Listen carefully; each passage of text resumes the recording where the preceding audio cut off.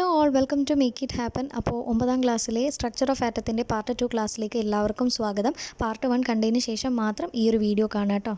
Classes നിങ്ങൾക്ക് മനസ്സിലാകുന്നുണ്ടെന്നുണ്ടെങ്കിൽ subscribe ചെയ്ത് support ചെയ്യാനായിട്ട് മറക്കരുത്. അതേപോലെ എന്തെങ്കിലും ഡൗട്ട്സോ കാര്യങ്ങളോ ഉണ്ടെങ്കിൽ കമൻറ്റ് ചെയ്തോളൂ കേട്ടോ. അപ്പോൾ നമ്മുടെ വില്യം ക്രൂക്സ് എന്ന് പറഞ്ഞിട്ടുള്ള ഒരു ഫിസിസിസ്റ്റ് ഉണ്ടായിരുന്നു കേട്ടോ. അദ്ദേഹം 1875 ഇങ്ങനെ ഡിസ്ചാർജ് ട്യൂബ് എക്സ്പെരിമെൻറ്റ്സ് ഒക്കെ ചെയ്തു കേട്ടോ. അതെങ്ങനെയാണ് ചെയ്തതെന്ന് വെച്ച് കഴിഞ്ഞാൽ ഒരു ഗ്ലാസ് ട്യൂബ് എടുത്തു, എന്നിട്ട് അതിൻ്റെ രണ്ട് സൈഡിലും ആനോഡും കാഥോഡും ആയിട്ട് മെറ്റൽ പ്ലേറ്റ്സ് വെച്ചു. ഇലക്ട്രോഡ്സ് ആയിട്ട് മെറ്റൽ പ്ലേറ്റ്സ് വെച്ചു. എന്നിട്ട് ഹൈ വോൾട്ടേജിൽ ഇലക്ട്രിസിറ്റി പാസ് ചെയ്തു കേട്ടോ. അപ്പോൾ ആ കൊടുത്തിട്ടുള്ള ഫിഗർ വരയ്ക്കാനൊക്കെ ആയിട്ട് പഠിച്ചു വെക്കുക. അപ്പോൾ അങ്ങനെ ചെയ്തു. അപ്പോൾ ഇനി നമ്മൾ നോക്കാൻ പോകുന്നത് ഈ ഇലക്ട്രോണും പ്രോട്ടോണും ന്യൂട്രോണൊക്കെ നമ്മൾ പറഞ്ഞില്ലേ, കുറച്ച് സബ് അറ്റോമിക് പാർട്ടിക്കിൾസ്, അതൊക്കെ എങ്ങനെയാണ് കണ്ടുപിടിച്ചത്, ആരാണ് കണ്ടുപിടിച്ചത്, അതിൻ്റെ ക്യാരക്ടറിസ്റ്റിക്സ് എന്തൊക്കെയാണ് എന്നുള്ളതാട്ടോ നമ്മൾ നോക്കാൻ വേണ്ടി പോകുന്നത്. അപ്പോൾ ഇതായിരുന്നു നമ്മുടെ ആ ഒരു സെറ്റപ്പ്.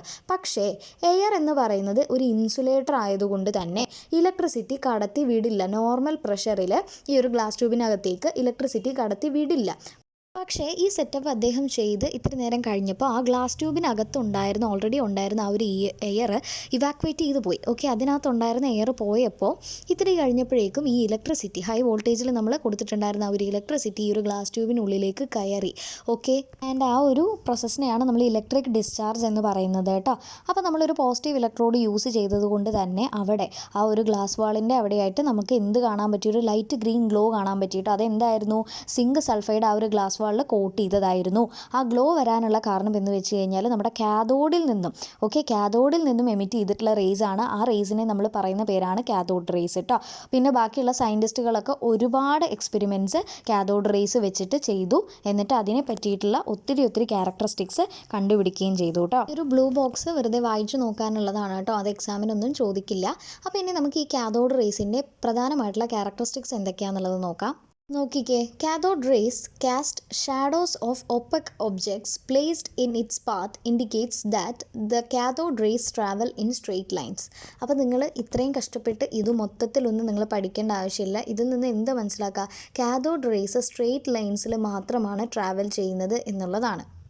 അതായത് കാഥോഡ് റേസ് പോകുന്ന പാത്തിൽ നമ്മൾ ഏതെങ്കിലും ഒപ്പക്കായിട്ടുള്ള ഒബ്ജക്ട്സ് വെച്ച് കഴിഞ്ഞാൽ അതിൻ്റെ ഷാഡോസ് നമുക്ക് കാണാനായിട്ട് സാധിക്കുന്നുണ്ട്. അപ്പോൾ അതിൽ നിന്നുമാണ് നമുക്ക് എന്ത് മനസ്സിലാവുന്നത്, കാഥോഡ് റേസ് സ്ട്രെയിറ്റ് ലൈൻസിൽ മാത്രമാണ് ട്രാവൽ ചെയ്യുന്നത് എന്ന് മനസ്സിലാവുന്നത്. സെക്കൻഡ് പോയിന്റ് നോക്കൂ, if a small paddle wheel is placed in the path of the cathode rays it rotates. Thus we can understand that particles in the cathode rays have mass. അതായത് ഒരു ചെറിയൊരു പാഡിൽ wheel, എന്തെങ്കിലും ഒരു ഇങ്ങനെ കറങ്ങുന്ന ഒരു wheel നമ്മൾ എടുത്തിട്ട് എന്ത് ചെയ്യുക, കാഥോഡ് റേസ് ട്രാവൽ ചെയ്യുന്ന ആ ഒരു പാത്തിൽ വെച്ച് കൊടുക്കുക. അതിൽ നമ്മൾ വെക്കുമ്പോൾ തന്നെ അത് തന്നെ കറങ്ങാനായിട്ട് തുടങ്ങും.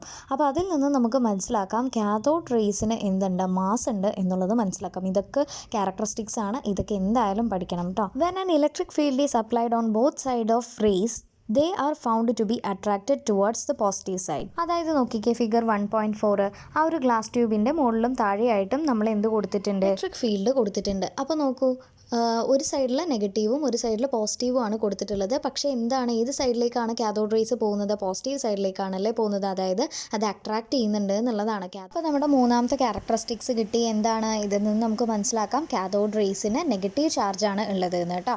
പിന്നെ the path of the cathode raise also get deflected in the magnetic field also.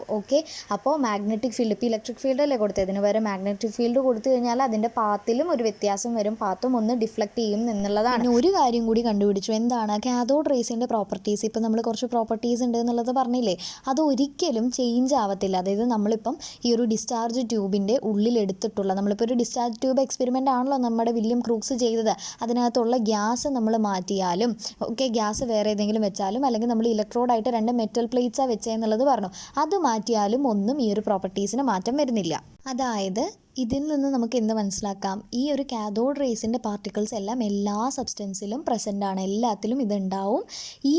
ഈ ഒരു പാർട്ടിക്കിൾസിനെ പറയുന്ന പേരാണ്, അതായത് ഈ കാഥോഡ് റേസിൻ്റെ ഈ ഒരു പാർട്ടിക്കിൾസിനെ നമ്മൾ വിളിക്കുന്ന പേരാണ് ഇലക്ട്രോൺസ്. അപ്പോൾ ഇത് നന്നായിട്ട് പഠിക്കുക. എന്താണ് ഇലക്ട്രോൺസ്, ആരാണ് കണ്ടുപിടിച്ചത്, ഇത് സയൻറ്റിസ്റ്റ് ആണ്, ഇത് എക്സ്പെരിമെൻ്റ് ആണ് നടത്തിയത്. പിന്നെ മെയിനായിട്ട് പഠിച്ചിരിക്കേണ്ടത് അതിൻ്റെ ക്യാരക്ടറിസ്റ്റിക്സ്. അപ്പോൾ അത്രയേ ഉള്ളൂ നമ്മുടെ ഇന്നത്തെ ക്ലാസ്. അടുത്ത പോർഷൻ നമുക്ക് നെക്സ്റ്റ് ക്ലാസ് ആയിട്ട് നെക്സ്റ്റ് വീഡിയോയിൽ ചെയ്യാം കേട്ടോ.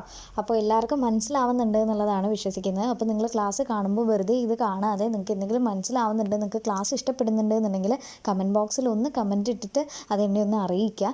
ഈ വീഡിയോസ് ഇടുന്നത് ആരെങ്കിലും കാണുന്നുണ്ട് എന്നുള്ളത് എനിക്കറിയാമല്ലോ. അപ്പോൾ അതിന് വേണ്ടിയിട്ടാണ്. അപ്പോൾ ഇന്നത്തെ ക്ലാസ് എല്ലാവർക്കും ഇഷ്ടപ്പെട്ടു എന്ന് വിശ്വസിക്കുന്നു. കൂടാതെ ഡൗട്ട്സ് എന്തെങ്കിലും ഉണ്ടെങ്കിൽ കൂടി കമൻറ്റിൽ പറയാം കേട്ടോ. അപ്പോൾ ഇഷ്ടപ്പെടുകയാണെങ്കിൽ ലൈക്ക്, ഷെയർ ആൻഡ് സബ്സ്ക്രൈബ്.